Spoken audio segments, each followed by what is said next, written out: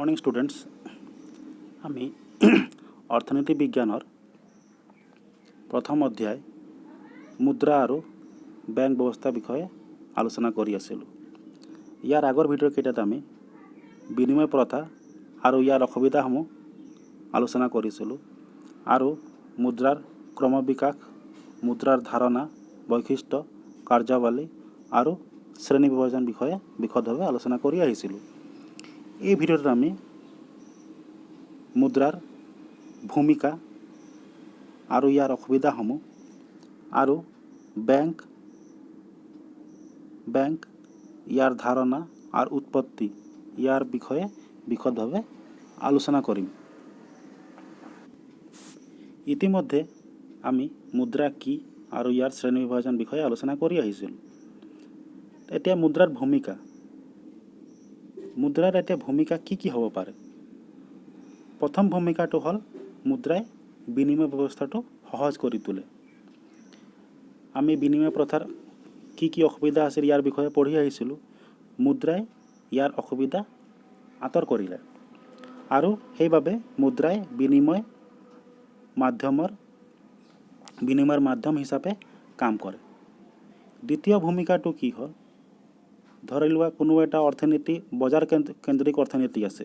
बजार केन्द्रिक अर्थनीति माने कि यात किनो सरकारेर कोनो नीति निर्देशना काम नाई। এই बजार केन्द्रिक अर्थनीतित यार दर व्यवस्था कराटो हल एटा प्रधान वैशिष्ट्य। तो हेइबाबे मुद्रा की करे दर व्यवस्था उपरत कि आछे मुद्रा दर व्यवस्था कार ऊपर निर्भरशील हो आछे मुद्रार ऊपर निर्भरशील हो आछे। अर्थात बस्तुर दर बा दाम मुद्रार परिमाणे प्रकाश करा एटा विनिमय मूल्य हल। 3 नम्बर भूमिका कि हब जी व्यवस्थात किन्तु सरकारी सिद्धांत उत्पादन प्रक्रिया निर्धारण करे। आगर टुट कि आछिले सरकारे किन्तु निर्धारण करा नासिले, बजारे निर्धारण करिसिले। हेइ व्यवस्थात कि हब सम्पद राजिर मूल्य मुद्रार माध्यमते प्रकाश हब। मुद्रा अबिहने जिकोनो आर्थिक व्यवस्थाय अचल हय परिब। एइटु हल भूमिका। तार एटा मुद्रार किन्तु किछुमान असुविधा आछे। तो मुद्रार असुविधाসমূह की आछे।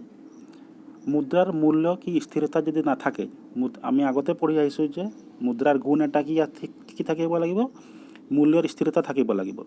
यदि स्थिरता यदि ना थाके तो कि हब सामग्रीर यदि आमी किनिब जाऊँ बा बिक्री करिब जाऊँ तो याक व्ययटो कि करिब लागिब बेसी करिब लागिब। यदि मूल्य यदि कमी जाए आमाक बेसी टका दी किने किबा एटा बस्तु किनिब लागिब। 2 नम्बर कि हल मुद्रा अर्थनैतिक सम्पद और आय एकत्रीकरण एबिध आहिला हो যাব पारे। यदि कारो ओसरत यदि बेसी टका आछे हि बेसी सम्पद और बेसी आय निजर ओसरत थৈ लब पारे और बहुत मानुह এই সম্পদৰ পৰা বঞ্চিত হৈ যাব পাৰে। এই কাৰণে মুদ্ৰা সামাজিক বৈষম্য সৃষ্টি কৰে। 3 নম্বৰ অসুবিধাটো কি আছে, মুদ্ৰাৰ প্ৰতি যদি কাৰোবাৰ যদি দুৰ্বলতা থাকে তো ই সামাজিক মূল্যবোধৰ অৱক্ষয়ৰ কাৰণ হ'ব পাৰে। কিয়নো এইটো কাৰণত মানুহ দুৰ্নীতিত লিপ্ত হ'ব, অনিয়ম সৃষ্টি হ'ব। অবিচাৰৰ গুৰিতেই মুদ্ৰা বুলি কলে অতিউক্তি কৰা নহব। 4 নম্বৰ অসুবিধাটো কি আছে, মুদ্ৰাৰ পৰা কিন্তু কলা মুদ্ৰাৰ সৃষ্টি হয়। কলা মুদ্ৰা বিষয়ে আমি পঢ়ি আহিছিলোঁ।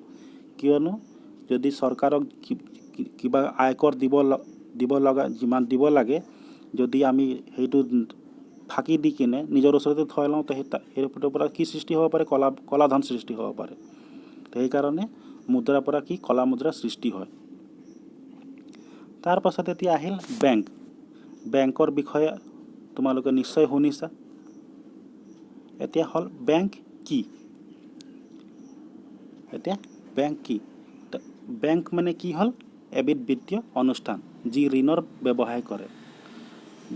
বেংকে সঞ্চয়কাৰীৰ পৰা সঞ্চয় সংগ্ৰহ কৰে আৰু সংগৃহীত সঞ্চয় ঋণ লৌতাসকলে আগবঢ়ায়। বেংকে কি কৰে, কাৰোবাৰ পৰা টকা লৈ কিনে সঞ্চয় কৰি দিয়ে আৰু যদি কোনোবা ঋণ ল'ব গ'লে সেই টকাখিনি আকৌ তাক আগবঢ়াই দিয়ে। এনে লেনদেনতে বেংকৰ লাভ হয়। তোমাক যদি তুমি যদি বেংকত যদি টকা থৈছা, তোমাক যদি 5% সুদ দিয়ে, কোনোবাই যদি ঋণ ল'ব গ'লে তাক কিমান সুদ দিব লাগিব? 10% মানি লোৱা। তো ইয়াত বেংকৰ কি হ'ব? লাভ হৈ আছে। এইটোৰ পৰাহে বেংকৰ লাভ হয়। ঋণ দিওঁতে এইটো হ'ল বেংকৰ লাভ। এতিয়া বেংকৰ উৎপত্তি কেনেকৈ হ'ল? বেংক কেনেকৈ সৃষ্টি ক'ত হ'ল, কি হ'ল, ইয়াৰ বিষয়ে আমি আলোচনা কৰিম। অৰ্থনীতিবিদ ক্ৰাউথাৰৰ মতে বেপাৰী, সোণাৰী আৰু ঋণ দিওঁতা মহাজনসকলেই হ'ল বেংকৰ পূৰ্বপুৰুষ। বেংকৰ পূৰ্বপুৰুষ কোন হ'ল? যিবিলাক সোণাৰী আছিল, বেপাৰী আছিল আৰু ঋণ দিওঁতা। কাৰ মতে? অৰ্থনীতিবিদ ক্ৰাউথাৰৰ মতে। মধ্যযুগত ইটালীত বেংক অৱ ভেনিছ স্থাপন হোৱাৰ লগে লগে, মধ্যযুগত প্ৰথম ক'ত আৰম্ভ হ'ল? বেংক অৱ ইটালীত বেংক অৱ ভেনিছ নামৰ এটা বেংক আৰম্ভ হ'ল। হোৱাৰ লগে লগে বেংক শব্দটোৱে বহুল প্ৰচাৰ লাভ কৰে বুলি কোনোৱে ক'ব খোজে। ইটালীৰ ক্ষুদ্ৰ ক্ষুদ্ৰ ৰাজ্য, ইটালীত কি আছিলে? প্ৰথমে সৰু এটা নগৰ ৰাজ্য আছিল, ডাঙৰ সৰু সৰু নগৰ আছিলে, সেইকেইটাই হৈ গৈছিল ৰাজ্য।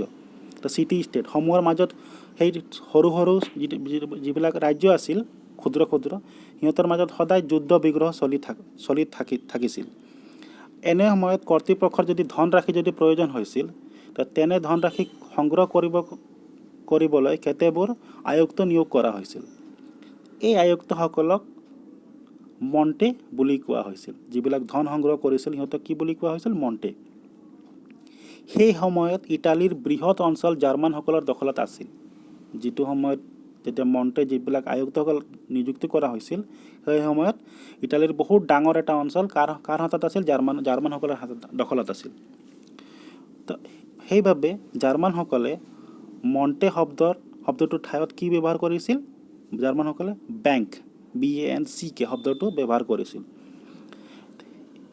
আৰু ইটালীয়ে সেই শব্দটো লৈ কিনে কি কৈছিল? বেংকো। কি লৈছিল? সেই শব্দটো বেংকো। আৰু ফৰাচীত বেংকে আৰু ইংলেণ্ডত বেংক হৈ পৰিল। তো ভাৰতবৰ্ষত 1770 চনত প্ৰথমটো বেংক স্থাপন কৰা হৈছিল। এই বেংকটোৰ নাম আছিল কি? Bank of Hindustan. থলুৱা প্ৰচেষ্টাৰ ভিত্তিত গঢ় লৈ উঠা অসমৰ প্ৰথমটো বেংক হ'ল গুৱাহাটী বেংক। এই বেংক 1926 চনত স্থাপিত হৈছিল। আজিৰ এই ভিডিঅ'টোত ইমানেই। নেক্সট ভিডিঅ'ত আমি আৰু বাকীখিনি আলোচনা কৰিম।